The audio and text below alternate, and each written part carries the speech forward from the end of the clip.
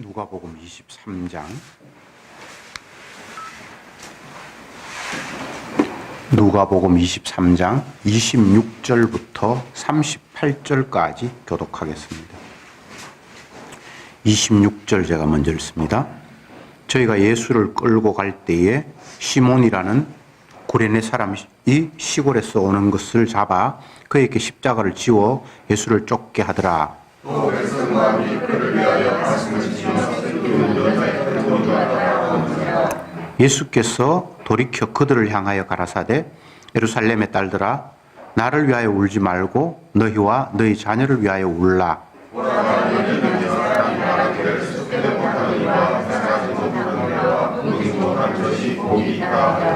그때에 사람이 산들을 대하여 우리 위에 무너져라 하며 작은 산들을 대하여 우리를 덮어라 하리라.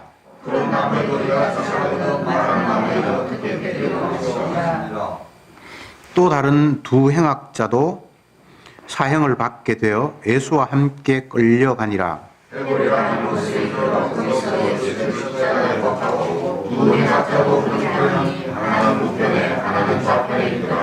이에 예수께서 가라사대 아버지여 저희를 사하여 주옵소서 자기의 하는 것을 알지 못함이니이다 하시더라. 저희가 그의 옷을 나누어 제비 뽑을세.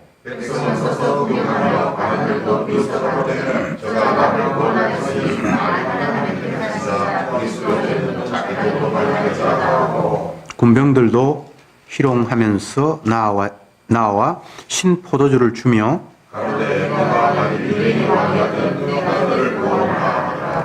그의 위에 이는 유대인의 왕이라 쓴 패가 있더라. 아멘. 지난주까지의 말씀은 빌라도 총독이 예수님을 여론에 못 이겨서 사형을 언도를 했고, 이제 오늘 본문에서는 사형장을 향해서 길을 가는 상황을 본문이 묘사하고 있습니다. 첫 번째 등장하는 인물은 시몬이라는 사람인데 구레네 사람이다 이렇게 되어 있고, 그가 예수님이 지고 가야 할 그 십자가 형틀을 구레네 사람 시몬이라는 사람에게 지워서 가게 되었다라는 이야기, 그리고 그 가는 과정 속에서 많은 여자들이 슬피 울면서 통곡했다는 이야기. 그런데 예수님은 그 여인들을 향해서 나를 위하여 울지 말고 너희 자녀를 위해서 울어라 라고 핀잔을 준 이야기, 뭐 이런 것들이 쭉 기록이 되어 있습니다. 우선 구레네 사람 시몬 이야기부터 생각해 봅시다. 구레네는 지금으로 이야기하면 한 레바논 지역이라고 이제 학자들이 이야기를 하는데, 어쨌든 이스라엘 유대 사람은 아니고 이방인인데 예수님이 십자가에 달려가기 위해서 사형장을 향해서 가는 그 과정에서 예수님이 아마 너무 지치고 힘이 없어서, 보통 사형을 당하는 사람들은 자기의 사형 형틀을 자기가 지고 가는 게 그 당시에 그 룰이었답니다. 규칙이었답니다. 예수님이 너무 힘이 들어서 그걸 울러매고 갈 만큼의 힘이 안 돼서 쓰러지고 하니까 예수님 곁에 있는 어떤 건장한 사람을 네가 좀 지고 가라고 하면서 대신해서 예수님의 십자가 형태를 지고 간 사람이 이방인 시몬이라는 사람이라고 성경이 기록을 하고 있습니다.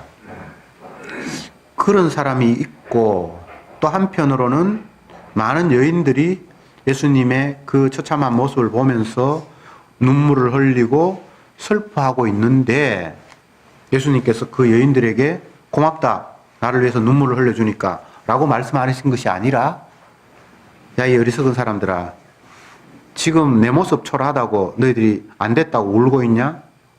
그럴 일이 아니라 너희와 너희 자녀를 위해서 지금 너희들이 울어야 한다 라고 주님이 공박하시는 그런 장면이 나타납니다. 한쪽은 이방인이고 울고 있는 사람들은 유대인이고, 이렇게 이제 교묘하게 성경이 비교를 하고 있고, 그 이방인 구레네 사람은 예수님 십자가 지는 일에 어쨌든 자기가 울러매고 가고 있는데 만약 이도 잘못했다면 주님이 뭔가 꾸중을 할 텐데 왜 네가 건방지게 났어? 뭐 이런 말은 없고 이 사람은 그냥 그렇게 지나가고 예수님을 위해서 슬퍼하면서 눈물 흘리고 있는 유대인들에게 쓸데없는 짓을 하고 있네. 내가 지금 비참하고 슬픈 것이 아니라 너희들 모습이 지금 비참하고 슬프다라고 주님이 공격하고 있는 모습이 좀 의외일 것 같은 생각이 듭니다. 이 모두가 주님께서 하시는 일 가운데 있습니다. 한 사람은 이방인이지만 주님이 십자가 지는 일에 뭔가 하나가 되어 있고 같은 방향을 향해서 가고 있고 또 한쪽은 우는 것 같은데 어쩌면 한편인 것 같은데 주님은 한편이 아니라고 너희들이 지금 십자가 사건을 전혀 이해하지 못하고 있다. 이 나의 죽음이 내 죽음이 아니라 바로 너희들이 죽어야 할 죽음인데 만약 슬퍼하는 이유가 자기 자신의 죄를 통해 자복하면서 주님 내가 죽어야 되는데 당신이 십자가 지셨군요. 이렇게 만약 울었다라면 주님은 이들을 칭찬했을 텐데 육을 가진 인간으로서 치근해하고 불쌍히 여기고 측은지심 남들이 너무 비참하고 안된 모습을 보면서 그냥 같이 울어주는 그런 마음 이건 결코 십자가와 하나가 되는 모습은 아니에요. 완전히 주님을 오해하고 있는 반십자가의 모습이 비춰지고 있습니다. 이사야 53장에 이런 말씀이 있습니다. 그는 실로 우리의 질고를 지고 우리의 죄악을 위해서 고통을 당하셨건만 사람들은 생각하기를 저가 죄가 있어서 하나님 앞에 벌을 받는다 하도다. 지금 이 여인들은 예수님이 십자가 지시는 모습을 보면서 나의 질고를 지고 내가 당해야 할 슬픔을 예수님이 당하고 있구나라고 이렇게 생각하는 것이 아니라 하나님 앞에 어떤 죄를 지었길래 저렇게 비참하게 죽는 거 참 안 됐다 라고 생각한다는 거예요. 이 이사야가 이미 수백 년 전에 예수님 모시기 600년 전에 예언을 했는데 지금 그 모습이 여기에 비춰지고 있는 거예요. 아이고 안 됐다. 무슨 저런 불행한 일이 어떤 죄를 지었길래 하나님 앞에 저렇게 비참하게 당하는고 전혀 자기 문제하고 상관이 없는 분명히 예수님은 자기 백성의 짊어져야 될 죄를 뒤집어 쓰고 지금 가고 있는데 그럼 만약 이 여인들이 그 십자가의 의미를 알았다면 자기의 죄를 통회하고 자복해야 되는데 그 모습이 아니라 아유 안 됐구나. 하나님 앞에 벌을 받아서 저 모습을 당하고 있네. 우리는 저런 모습이 안 돼야 될 텐데 뭐 이런 식의 생각을 하고 있다는 거예요. 그러면서 예수님께서 덧붙여서 하시는 말씀이 수태 못하는 여자가 해산하지 못하는 여자가 젖먹이에 젖을 먹이지 못하는 여자가 오히려 복이 있다는 말이 있는데 지금 너희들이 딱 그 꼴이다. 그러면서 그때에는 사람들이 산을 향하여 우리 위에 무너져라. 작은 산들에 대해서 우리를 덮어라 라고 할 것이다. 이런 이야기를 예수님이 하셨습니다. 평소에는 아기를 베고 출산하고 하면 참 복된 여인이라 그러고 새 생명이 탄생해서 기쁘다고 하고 이게 세상의 보편적인 인식인데 주님은 반대로 이야기를 해요. 애 못난 여자가 복이 있고 만약에 임신을 했는데도 출산할 능력이 없어서 사산한 사람이 복이 있고 아니면 애가 태어났는데도 젖을 못 먹여서 애가 차라리 죽는 게 더 낫다라는 이런 말씀을 하시는 거예요. 이 세상의 가치관과는 전혀 다르잖아요. 물론 이것은 시대적인 상황이 있었습니다. 이스라엘을 침략해서 이스라엘을 엄청나게 괴롭히는 그 상황을 염두에 두시면서 전쟁에 쫓기면 갓난아기를 안고 가는 것은 너무나 위험하잖아요. 그래서 차라리 그때 얘가 태어나지 않았으면 이 아이가 아예 없었으면 이라고 후회할 날이 올 거라는 거예요. 그러면서 그 심판의 날은 차라리 산아 나를 덮어라 바위야 나를 가려라. 왜? 그 진노가 너무나 끔찍하고 무서우니까. 그런 요청을 할 것이다.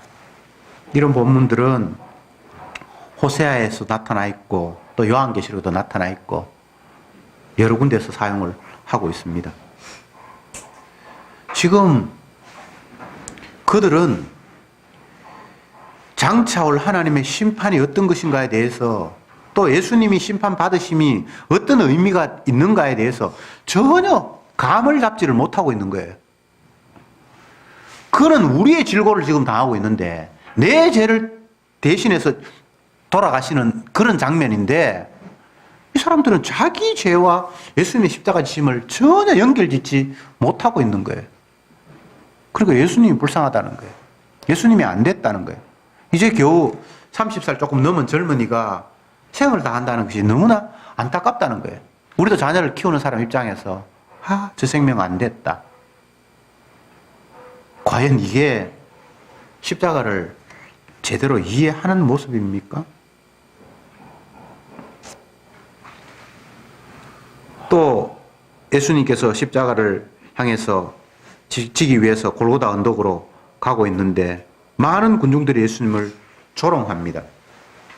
예수님의 옷을 벗기고 그 옷을 누가 갖느냐 제비 뽑기 하면서 놀립니다. 이것도 구약에 예언되어 있는 모습입니다. 예수님이 이런 조롱을 받을 것이라고 이미 구약에 수백 년 전에 선지자가 예언을 했던 내용입니다. 그러면서 그들이 하는 이야기가 저가 구원자라고 이 땅에 왔다고 해놓고는 남은 구원한다고 하면서 자기 자신은 구원 못하냐? 라고 놀리고 있습니다. 네가 만약 진짜 왕이라면 메시아라면 너를 한번 구원해봐라. 그러면 우리가 믿겠다라고 놀리기도 합니다.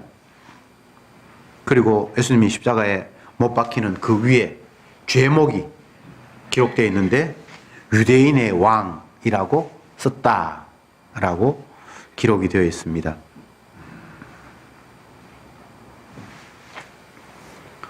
예수님은 이 땅에 오시면서 자기가 온 이유를 누누이 이야기를 했습니다. 내가 이 땅에 온 것은 내 뜻을 이루려 함이 아니라 아버지 뜻을 이루기 위해서 내가 이 땅에 왔고 그 아버지의 뜻은 아버지께서 내게 맡긴 생명을 위해서 내가 죽기 위해서 왔다. 그래서 제 아들과 다니면서 십자가에 죽어야 된다는 이야기를 여러 번 하셨습니다. 내가 사람들에게 고난을 당하고 그들에게 끌려가서 죽는다. 그리고 죽고 난 이후에 3일 만에 다시 살아날 것이다. 이런 이야기를 하셨단 말이죠. 그런데 제자들은 베드로의 입을 통해서 그들의 심정이 다 드러나고 있는데 주님 죽으면 안 됩니다. 당신은 임금이 돼야 되고 왕이 돼야 되고 메시아인데 당신이 죽어버리면 우리는 닭도 쫓던 개 지붕 쳐다보는 꼴 되지 않겠습니까? 우리는 주님 따른다고 집을 버리고 가족을 버리고 모든 걸 다 포기하고 직장을 버리고 오로지 주님만 따라왔는데 지금 와서 주님이 죽는다고 하시면 도대체 우리는 어떻게 됩니까? 우리는 누구를 따라야 됩니까? 주님이 죽는다는 말씀만 하셨으면 그 제자들의 이야기가 일리가 있는데 내가 죽고 3일 만에 살아난다라고 말씀을 하셨는데도 불구하고 그 살아난다는 말은 도대체 귀에 들어오지도 않고 죽은 사람이 살아난다는 건 있을 수가 없는 이야기. 자기의 상식으로는 그거는 아예 일단 죽으면 끝이니까 자꾸 죽는다 그러니까. 그럼 주님이 죽어버리면 이스라엘은 우리를 구원할 메시아는 어떻게 되느냐 말이죠. 사람들은 상대의 이야기를 들을 때도 자기 듣고 싶은 것만 들어요. 자기 편리한 대로 해석을 해요. 내용 전체를 다 듣는 것 같은데 그렇지 않아요. 희한하죠. 예수님이 죽는다고만 이야기했으면 이런 생각을 갖는 게 합당한데 3일 만에 살아난다고 얘기를 했는데도 불구하고 죽으면 안 됩니다라는 거예요. 그 사람이 IQ가 낮습니까? 문장이 너무 길어서 뒤에까지 다 파악을 못한 겁니까? 아니에요. 사람이 이런 거예요. 사람들이 자기 생각으로 예수님의 말씀을 이해하고 판단하고 분석하고 행동하는 거예요. 예수님은 유대인으로 태어나서 유대인들이 이해하는 언어를 사용을 하셨습니다. 그런데 그들은 그 말을 못 알아듣는 거예요. 이걸 성경에서는 방언이라고 이야기합니다. 방언. 외국어. 옛날에는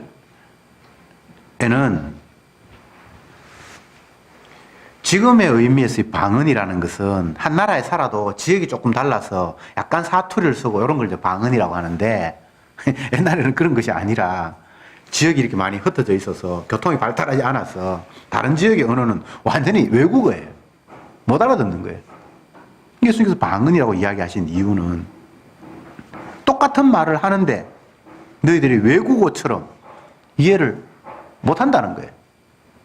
예수님은 하나님의 관점에서 하늘의 이야기를 계속하고 있는데 사람들은 땅의 관점에서 하늘의 이야기를 받아들이는 거예요.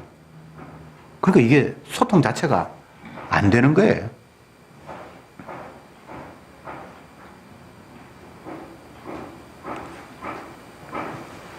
예수님의 죽음을 이 여인들이 울면서 따라가면서 한탄하고 슬퍼하고 이런 관점은 한 사람이 죽으면 그것으로 그의 삶은 종결된다는 땅의 인식이잖아요. 우리는 죽음이라는 걸 다 그렇게 인식하잖아요. 근데 하늘에서의 죽음은 그런 개념이 아니잖아요. 예수님의 죽음을 로마서에서는 우리 범죄함을 위하여 내어줌이 되었고 또 예수님이 다시 살아나시면 우리의 죄를 용서하기 위해서 다시 하나님이 살리셨다. 이렇게 기록하고 있죠. 세상적인 개념은 아니에요. 예수님의 죽는 죽음은 분명히 자기 백성의 죄를 대신한 죽음인 건 맞아요. 근데 그 백성들의 죄가 사해졌다는 걸 표시내기 위해서 다시 그를 하나님이 살리셨다는 이런 개념이 도대체 땅에서는 이해할 수 없는 희한한 해석이에요. 그래서 사도 바울의 말을 사람들이 믿질 않아요. 그 당시 유대인들이. 도대체 구약을 아무리 봐도 그런 개념 자체가 없는데 뭐 이상하게 해석을 하는 거예요. 그러나 사도는 주의 영이 임했기 때문에 하늘의 관점에서 땅의 일을 바라보는 그런 안목이 생긴 거예요. 베드로가 주님의 죽으면 안 됩니다. 절대 우리는 주님을 죽도록 내버려 두지 않겠습니다. 라고 이야기했을 때에 사탄아 물러가라. 네가 하나님의 일을 생각하지 않고 땅의 일을 생각하는구나. 막 꾸중을 들었죠. 그런데 사도행전에 보면 오순절날 성령이 임해서 사도들에게 성령이 충만하게 되니까 이제 그들이 땅의 일을 하늘의 관점에서 보기 시작하는 거예요. 놀라운 일이 일어났죠. 그러면서 베드로가 모여있는 군중들을 향해서 설교하는데 너희들이 십자가에 못 박아 죽인 예수를 하나님이 우리의 주와 그리스도가 되게 하셨다라는 놀라운 이야기를 하는 거예요. 나를 포함해서 우리 모두가 저게 어떻게 메시아야? 스스로 메시아라고 하니까 이건 하나님을 모독하는 거야 라고 잡아 죽였는데 우리가 잡아 죽인 그를 하나님이 다시 살려서 우리의 주와 그리스도가 되게 하셨다는 거예요. 이런 안목이 어떻게 있을 수가 있나요? 성령이 임하니까 하늘의 관점에서 예수님의 죽음과 부활을 정확하게 이야기할 수 있는 거예요.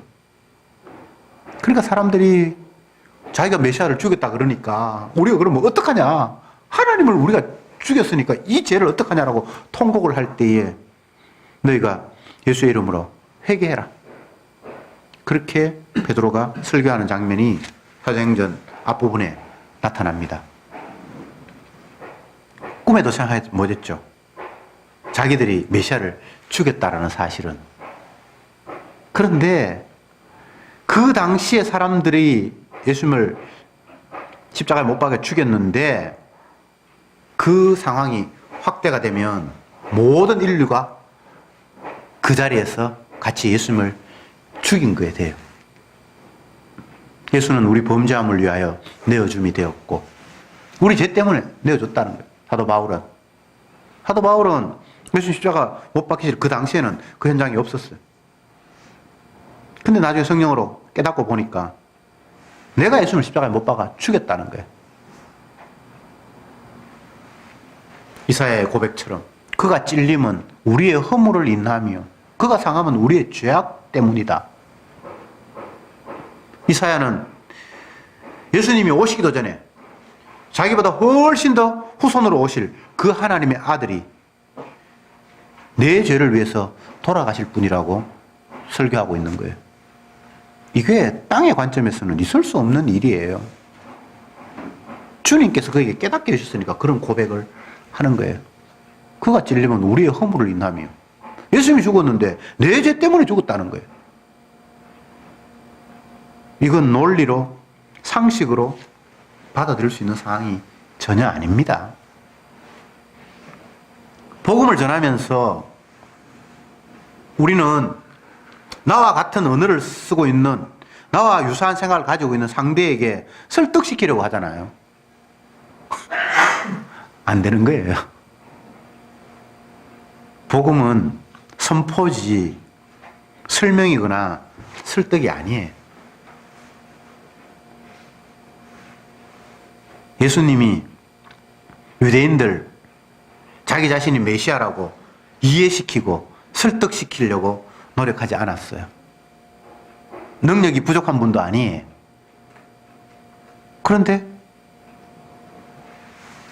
하나님 자신이 하나님의 능력을 가지고 복음을 전했는데 사람들이 믿지를 않았다라는 사실을 우리는 간과하면 안 돼요. 그리고 우리가 복음을 전한다는 게 뭐 결실을 해야 된다든지 내가 효과적으로 잘해서 한 명이라도 구원시켜야 되지 그런 발상 자체가 그건 언약적인 생각이 아니에요. 제가 여러 번 이야기했잖아요.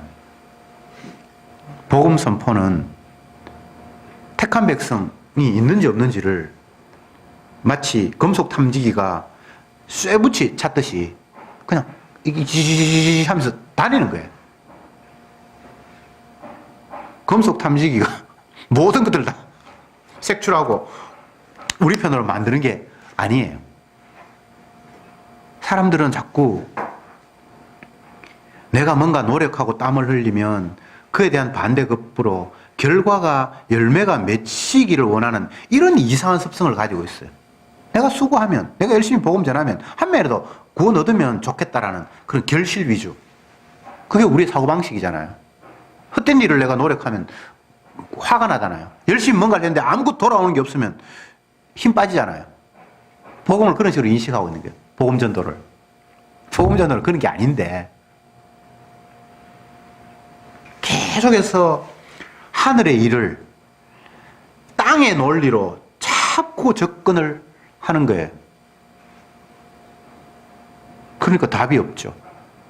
계속 공허한 이야기가 왔다가 갔다가 성령 받기 전에 예수님의 제자들이 예수님과 대화하는 모습과 똑같은 거예요. 뭐 니고데모라는 사람은 율법의 선생이고 하나님 말씀을 가르치는 그 우두머리 중에 한 사람인데 네가 거듭나지 않으면 하나님 나라를 볼 수 없느니라 그러니까 예? 내가 지금 나이가 50이 넘었는데 어머니 뱃속에 다시 들어가 태어나야 한단 말입니까? 이런 이야기밖에 서로 주고받을 수 없는 거예요. 한 사람은 땅에서의 관점에서 생각을 하고 한 사람은 하늘의 이야기를 지금 하고 있는데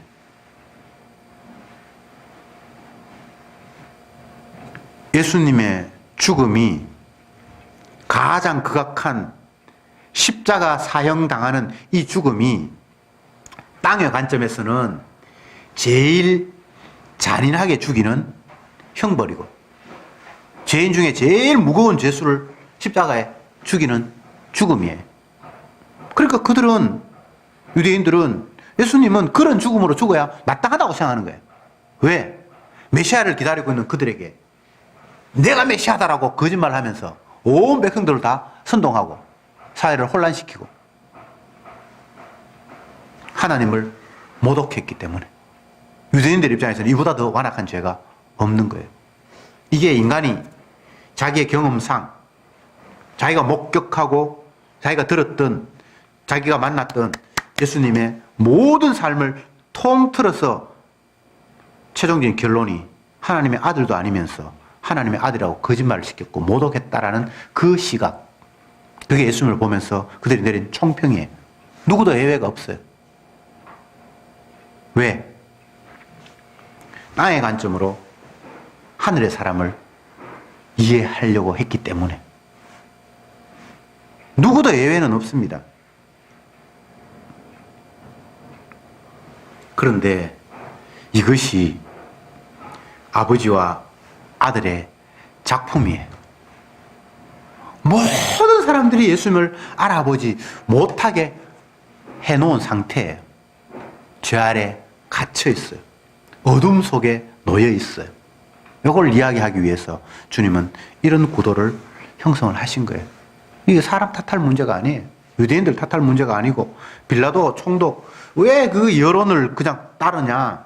헤롯이 죄도 없는 것 같은데 왜 죄 없다라고 그를 선언하지 못하고 다시 빌라도에게 넘겨주었느냐. 뭐 여러 가지 이야기할 수 있지만 모두를 다 죄 아래 가두었기 때문에 뭐 죽어도 크게 문제가 없겠다. 어떤 사람은 적극적으로 했으면 죽어야 마땅하다. 그냥 그 범주 속에 다 놓여 있는 거예요.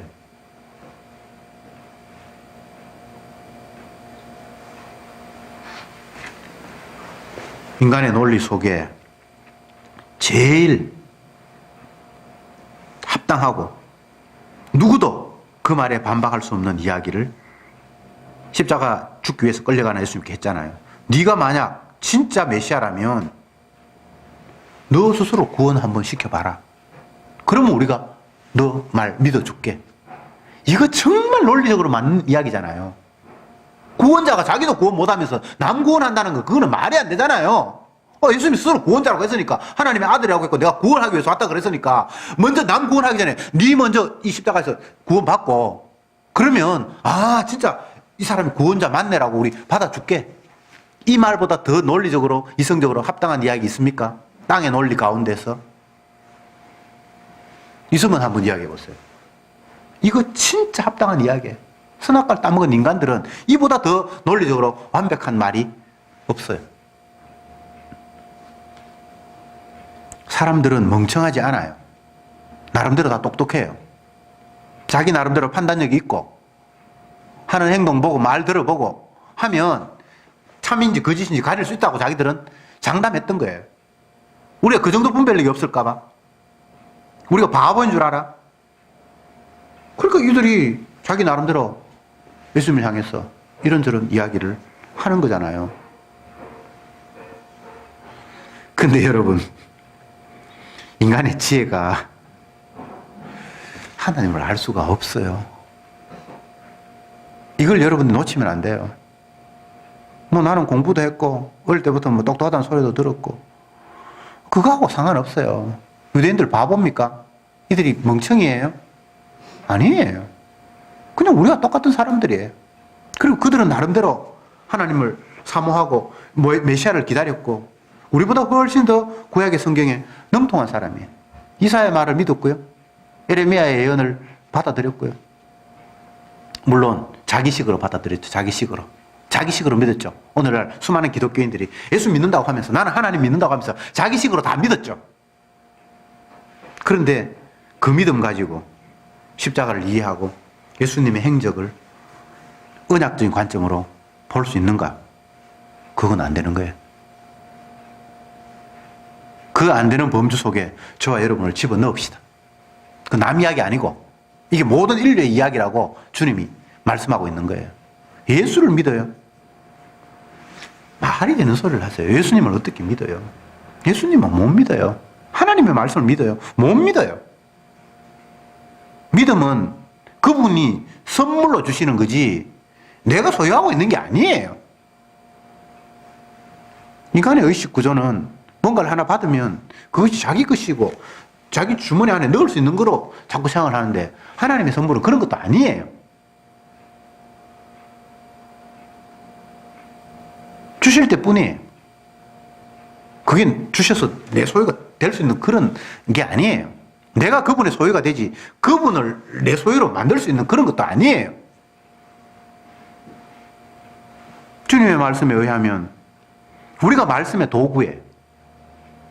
내가 말씀을 지키고 순종해서 내 삶이 어떻게 되고가 아니라 하나님이 약속하신 그 말씀이 얼마나 신실한가를 보여주기 위해서 성도를 거기에 가담시키는 거예요. 마치 구레네 사람 시몬이 길을 가다가 예수님 십자가를 그냥 울려 메고 그게 가듯이 모든 사람은 주님의 말씀 성취에 끌려가고 이용되는 재료들이에요. 근데 그게 감사한 일이에요. 주님이 하시는 일에 내가 이렇게 활용되고 있다는 사실이 깨달아지면 그게 얼마나 감사한지 몰라요. 근데 우리는 내 하는 일에 주님을 끌어들이고 싶잖아요. 내가 계획하고 내가 바라는 일에 그거 성취하기 위해서 하나님의 말씀을 끌어들이고 주님을 끌어들여서 내 성공을 계속해서 꿈꾸고 있잖아요.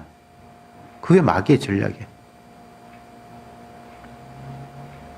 세상은 단 한순간도 피조물의 뜻대로 움직여진 적이 없습니다.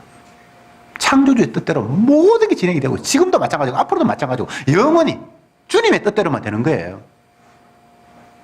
그런데 마귀는 선악과를 따먹은 우리들에게 네 원하는 대로 해봐라고 자꾸 붙여야겠어요. 조금만 더 열심히 하면 네 목적 이룰 수 있잖아. 네가 영광 받을 수 있잖아. 네가 스타가 될 수 있잖아. 뭐 스카이캐슬에 나오는 그 사람들만 그런 게 아니에요. 3대째 의사가 되면 뭐가 됩니까?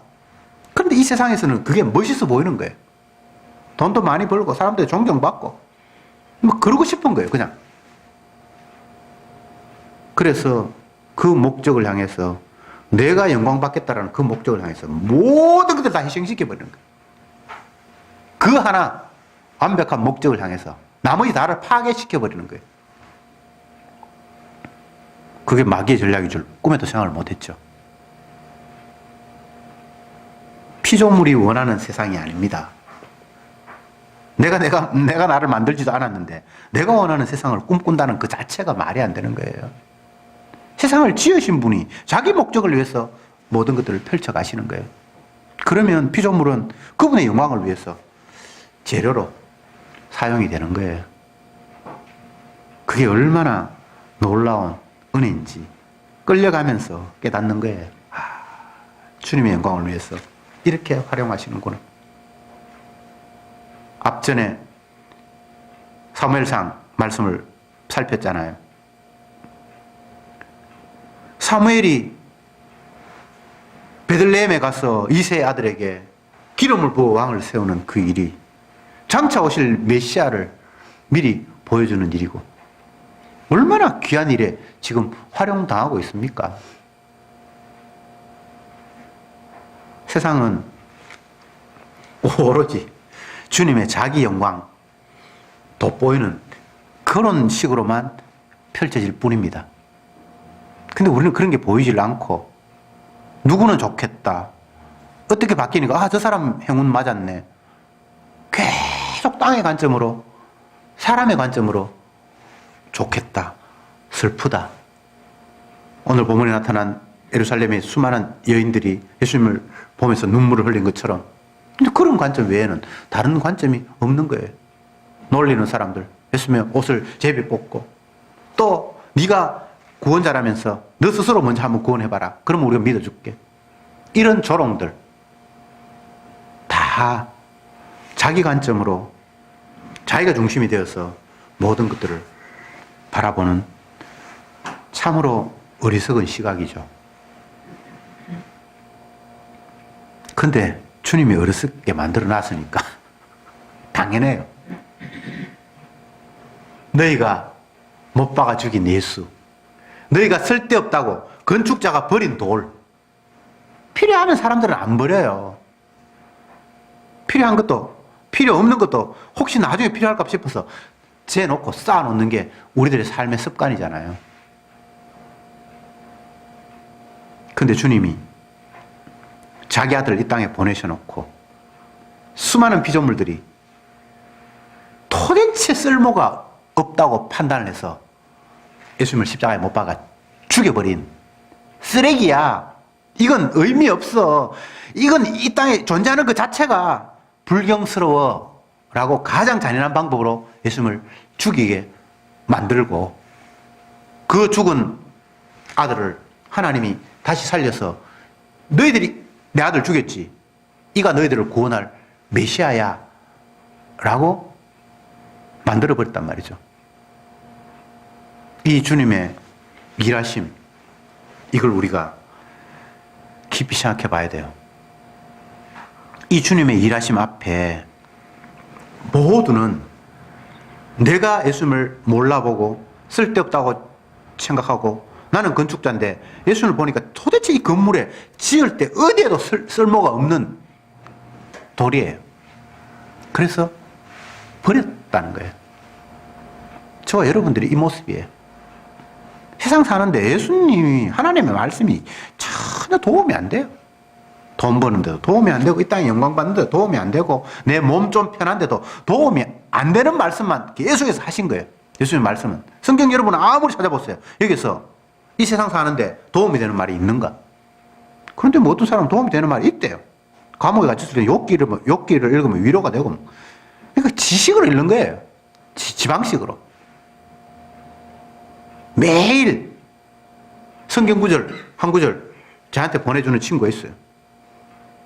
지멋대로 하나 뽑아가지고 매일 보내는 거예요. 뭐 저한테는 보내는 게 아니고 친구들 여러 명 같이 이렇게 밴드로 묶여 있으니까. 그러면 또 어떤 친구는 오늘 너무나 귀한 말씀이네, 복받았다 하고 뭐 또 이렇게 문자 보내고. 근데 성경 구절이 그 어떤 구절도 결국은 우리가 예수님은 도저히 내가 용납할 수 없어 하면서 건축자들이 버린 돌이 되듯이 예수님 십자가에 못 박아 죽이는 상황만 연출이 되도록 돼 있어요. 좁은 길로 가라니요. 이게 도대체 무슨 말이 되는 소리입니까? 아무도 찾지 않는 외로운 길로 가라니요. 그게 어떻게 말이 되는 이야기입니까? 이웃을 내 몸과 같이 사랑하라. 지금 놀리는 겁니까? 이웃을 어떻게 내 몸과 같이 사랑할 수 있어요? 이웃은 나를 위해서 필요한 존재들이잖아요. 누구한테 전화하고 만나고 하면 내한테 뭔가 조금이라도 도움이 돼야지 내가 전화를 하고 만나지. 아닙니까? 어떻게 내 몸같이 생각할 수가 있어요? 성경 구절은 단 한 구절도 우리를 뭘 이렇게 정상적으로 그렇게 보는 것이 아니라 도저히 용납할 수 없는 이야기를, 원수를 네 몸같이 사랑하라. 원수가 왜 원수인데요? 잡아 죽여야 될 대상이고 원수지. 원수를 어떻게 내 몸같이 사랑할 수 있습니까? 그런 말씀만 있는 것도 아니잖아요. 그런 말씀만 있어요. 그런 말씀만 있어요. 예수님 말씀은 다 그런 말씀이에요. 예수님을 잡아 죽여야 할 그런 이야기만 다 했어요. 그건 그런 이야기가 아닌 것 같은데 그건 오해했어요. 뭔가 자기에게 유익한 말이 있는 것 같은데 그건 그 말씀을 오해했다니까. 예수님은 처음부터까지 다 자기를 잡아 죽이라고, 이건 도대체 건축하는데 도대체 쓸모가 없어라고 버리는 판정을 할 수 있는 그런 행동과 말만 다 하셨어요. 그런 식으로 성경이 해석이 돼야 제대로 해석이 되는 거예요. 이 말씀은 뭐 평범한 이야기는 계속할 것도 없네. 평범한 말씀 없어요. 다 우리가 치가 떨릴 이야기를 도저히 우리가 할 수 없는 그런 이야기만 다 해놨어요. 그만큼 너희들이 하나님의 뜻과 전혀 다르다라는 사실을 콕콕 찔러서 보여주려고. 도둑질 하지 말라. 뭐 나는 어릴 때부터 도둑질한 적 없는데. 아니에요. 우리는 다 도둑놈이에요. 세상이 다 지 거라고 생각하잖아요. 날씨도 내가 원하는 대로 날씨가 돼야 되고, 주위에 있는 모든 사람이 나에게 잘해줘야 되고, 시집 가려고 하는 처녀에게 남편값은 어떤 사람이 좋습니까? 나만 위해주는 사람이. 이야, 진짜 그 표현, 그거 진짜 정확한 표현이. 모든 사람이 자기만 위해줘야 되는 거예요. 근데 그걸 뭐 부끄럽지도 않게 너무나 떳떳하게 이야기를 하는 거예요. 그래, 뭐 다른 것보다는 그래. 네 위해 주는 게 맞지. 그 옆에 또 부축이 있고. 그거 좋은 선택이라고. 그러면 상대방으로 생각해 보십시오. 상대방 자기만 위해 주는 사람이 되면. 나는 너만 위해서 생길게. 이게 내 결혼 목표야. 이거 미친놈이죠. 그죠? 근데 주님은 그런 식으로 자기 백성을 사랑하시면서 찾아오셨어요. 내가 네 위해 죽을게. 뭐 다른 걸 주고 말고 그런 게 아니고 네가 죽어야 되는데 내가 대신 죽을게. 이게 지금 예수님의 십자가잖아요. 근데 아무도 예수님의 십자가를 그런 식으로 인정하지 않는다니까. 그는 하나님의 벌을 받아서 죽는다고 생각하는 거예요. 자기를 위해 지금 예수님이 죽으려고 가고 있는데 눈물을 흘리고 뭐 어쩌고 뭐 당신이 메시아라면 구원해봐라. 구원은 안 죽고 누구를 필요한 거 채워주는 게 구원이 아니고, 죄는 죽음으로만 죄값을 치를 수 있는데 예수님이 그를 대신해서 십자가에 죽는 것만이 구원이에요. 구원 자체를 완전히 오해했죠. 왕은 임금이 되어서 다스리는 게 왕이 아니라 지금 죄악의 사슬에 갇혀있는, 마귀의 사슬에 갇혀있는 그들을 예수님이 대신 죄를 지고 그들을 죄의 짐에서 풀어주셨을 때 그가 바로 주가 되는 거예요. 그가 바로 메시아예요. 하나님이 그 아들을 주가 되게 하고 메시아가 되게 했었다는 그 말이 백성의 죄를 대신해서 죽음으로 말미암아 그들을 죄에서 건져서 진짜 메시아가 되게 하셨다는 거예요. 이것이 주께서 우리에게 말씀하신 복된 소식입니다. 기도합시다. 너희가 십자가에 못 박아 죽인 예수를 하나님이 우리의 주와 그리스도가 되게 하셨느니라. 주여, 베드로의 이 선포가 우리의 귀에 날마다 순간마다 쟁쟁하게 울려 퍼지게 하옵소서. 구원이 죽지 않고는 이루어질 수 없는 것이기에 죄의 싹스로, 죄값으로 대신 저주받지 아니하면 저희들에게 구원이 있을 수 없었기에 주님은 가장 비참한 모습으로 십자가에 못 박히셨습니다. 주여, 저들이 이 땅을 살면서 내가 예수님을 십자가에 못 박아 주겠다는 사실이 날마다 크게 깨달아지게 하시고, 나는 예수님을 죽였는데 죽임당하신 그 예수님은 오히려 나를 사랑하셔서 나를 구원하시기 위해서 십자가에 지셨다는 사실을 또한 우리에게 알려주시오니 날마다 그 사랑, 그 은혜 감사하면서 남은 여생 온전히 십자가만 증거하는 주의 도구가 되게 하옵소서. 예수님의 이름으로 기도드립니다. 아멘.